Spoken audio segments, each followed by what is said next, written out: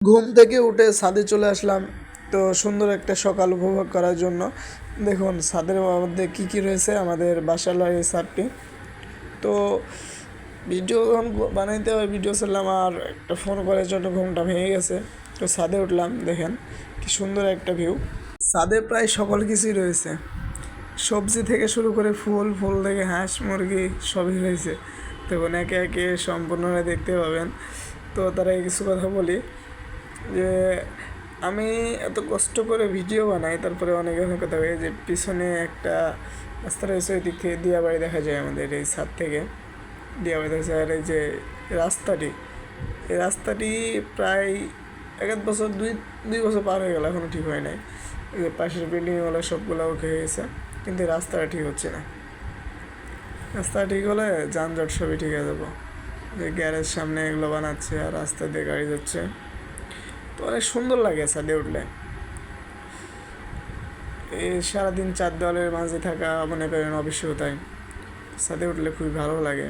ওই যে গাছ টাছ আছে, এপারে আঙ্কেল আন্টিরা ওই যে ওখানে আছে, এই যে ভেন্ডি গাছ, ফুলগুলো দেখেন খুব সুন্দর। এগুলো ছাদে উঠলে এগুলো দেখা যায়। তো গ্রাম অঞ্চলের মতো মনে হয় এটা শহর, আর এই ছাদে উঠলে মনে হয় যে আমি গ্রামে আছি।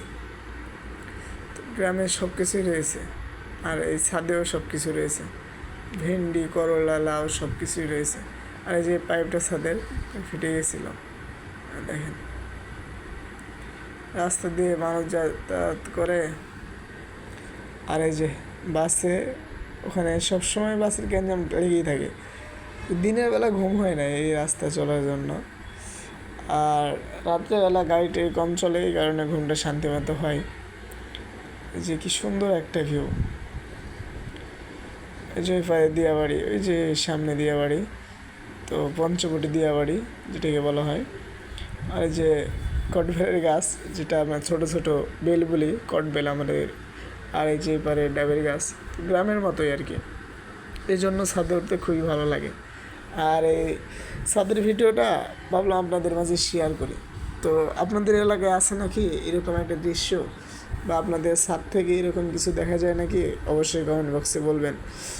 আর এই যে রাস্তাটা দেখছেন, এই রাস্তাটা সম্পূর্ণ হইলে এখানে আসলে একটু আবদুল্লাপুর খুব একটা সুন্দর জায়গা হবে, আর রাস্তার জন্য সুবিধা হবে, যাতায়াতের জন্য খুবই উপকারী হবে।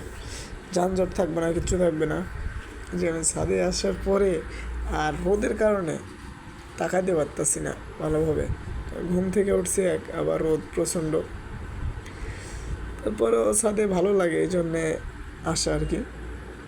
তো এই যে দেখেন ডালি মাছ, এখন দেখবেন সব কিছু রয়েছে।